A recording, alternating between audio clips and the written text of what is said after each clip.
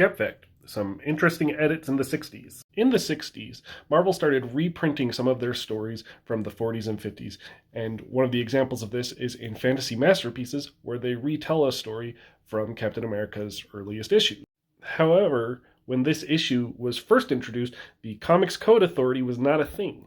And the Comics Code Authority, for you guys who don't know, is basically an organization that was set to protect children, but did that just by censoring comics. And you'll see some of the slightly ridiculous examples here. Now, Joe Simon, who was one of the co-creators of Captain America, has since gone on record saying that early Captain America comics were almost horror comics. And you can kind of see that by this grotesque picture here. And here is the reprinted version where you can see they've toned it down a bit. By the way, before I forget, I'm going to be talking about the original, but the originals I'm using are the digital copies, which have been since recolored. So, I mean, it's kind of it's the original story, but things are going to look more vibrant than they really would have on that old paper. So just keep that in mind. So some of the things they did was tone down language. So like in the original, they say dead men don't talk.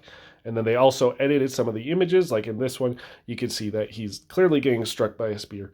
And also like in this one, the bad guy is assumed to be a man named Goris Barloff. However, in the reprint, they edit this text to just say he'll fix that guy. Then the javelin is gone. There just seems to be some sort of energy, motion lines. And they renamed him Ivan, which that one I'm really the most confused about in all of this. Another description getting toned down in the original, it said that he clutched at an arrow protruding from his... But in the edit, it just says he's struck by a whizzing arrow, which seems weird to me because he's still getting hit by an arrow and dying.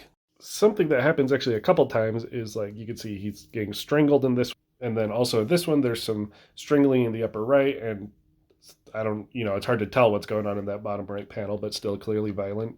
But then they kind of edit it out in this one to be more benign. Though this one may be the most confusing to me, because in the original they have a guy punching, which we see in some of the edits they changed to be punching from other more violent acts, but in the reprint they change it to be a shove. There's definitely more in there, especially with the text balloons, where sometimes they'll change mentions of death and murder to be criminal or something. And overall, it just seems like the changes were arbitrary, and I don't understand the reasoning, which is why I'm glad that the Comics Code Authority is no longer a thing.